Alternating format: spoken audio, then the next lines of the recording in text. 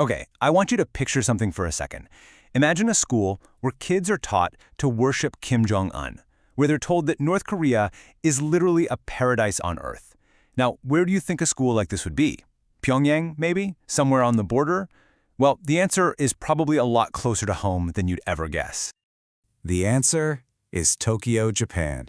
Yep, you heard that right. In the heart of one of the world's most advanced democracies, a loyal, powerful outpost for its mortal enemy isn't just surviving, it's thriving. It sounds completely impossible, I know, but it is very, very real.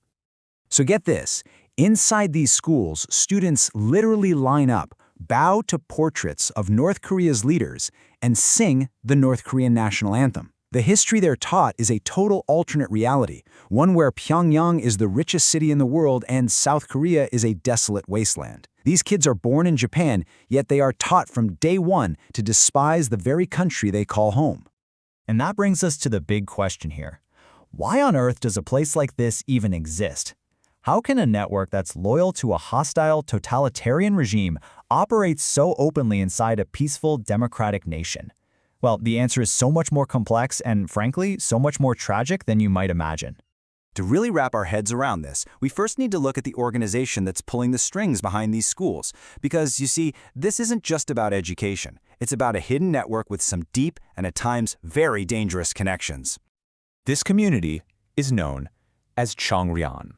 Now, Japan and North Korea, they don't have any formal diplomatic ties. So Chongryon basically functions as Pyongyang's unofficial embassy. We're talking about a huge network of schools, businesses, community centers, you name it. And they're all dedicated to supporting the Kim regime from right inside Japan's borders. And the security threat here is no joke. Back in 2003, a North Korean missile scientist actually testified before the US Congress, and what he said was staggering. He claimed that a whopping 90% of the parts for North Korean missiles were smuggled out of Japan, allegedly using Chongryon networks. And it's not just about espionage. It's also about cold, hard cash. At its peak in the 1990s, Chongryon was sending as much as $200 million a year to Pyongyang.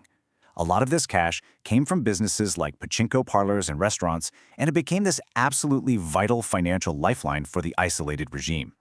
So all of this just raises this giant question, right? Why would Japan, a country that's constantly a target of North Korean missile tests and threats, allow this network to operate so freely? Well, you can't just ban groups you don't like in a democracy. But the reasons go so much deeper, into a story of a great betrayal. You know, the loyalty of the Chongryon community becomes even more baffling when you learn about this great betrayal. It was a cynical plot orchestrated by North Korea itself, right in the middle of the 20th century. Okay, so in the late 1950s, Kim Il-sung launched this massive propaganda campaign, and it was aimed squarely at ethnic Koreans in Japan. He promised them this glorious return to their fatherland, a place he called Paradise on Earth. And it worked. Between 1959 and 1984, nearly 100,000 people boarded ships for a new life, absolutely believing they were sailing toward their destiny. But that paradise they were promised, it was a complete lie. Instead of free housing, they were shoved into derelict buildings. Instead of guaranteed jobs, they were put into forced labor in mines and factories. Their calls were monitored, their movements were restricted. They weren't treated like citizens, they were treated like potential spies from Japan. So they had traded a life of discrimination in Japan for a life of actual imprisonment in North Korea. As soon as they crossed the border, the gates just slammed shut. They were trapped, unable to leave, and their dream of a dignified life was completely and utterly shattered. And this just makes the community's continued loyalty even more confusing, doesn't it? After a betrayal that profound, why would anyone continue to support the regime that was responsible? To understand that, we have to peel back one more layer and look at the original wound that made them so vulnerable to begin with. The roots of this whole story, they don't begin in North Korea.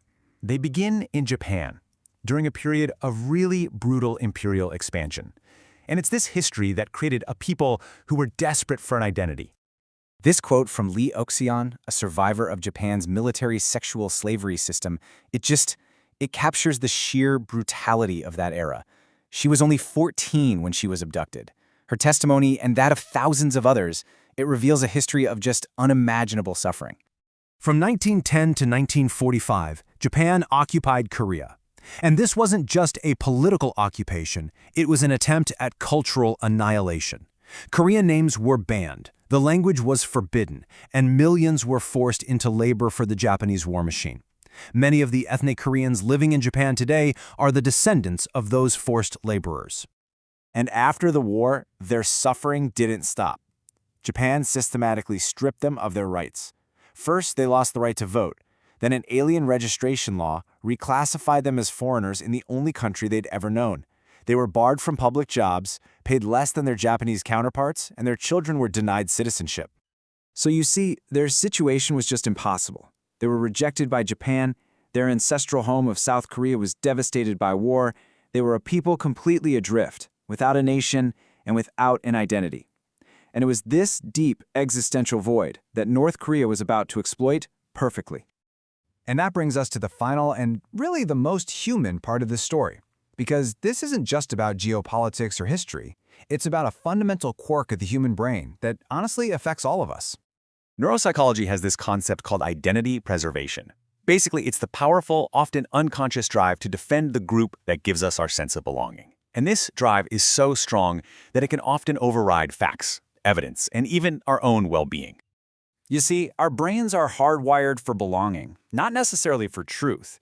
For our ancestors, being cast out of the tribe meant certain death, so our brains evolved to treat social rejection as a physical threat. When we find a group that accepts us, our brain marks it as a safe zone, and inside that safe zone, logic can often get switched off. This quote from a Chongryon member really just gets to the heart of it.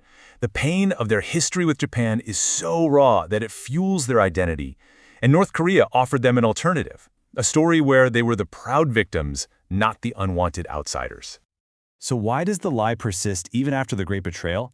It's because North Korea gave them everything they lacked. It gave them an identity as true Koreans. It poured millions into their schools when no one else would. It gave them a proud narrative that validated their anger at Japan. For people who had been completely rejected, that feeling of belonging was more valuable than the truth. And this brings the story right back to us. The Chongryon community might seem extreme, but the psychological force driving them exists in all of us.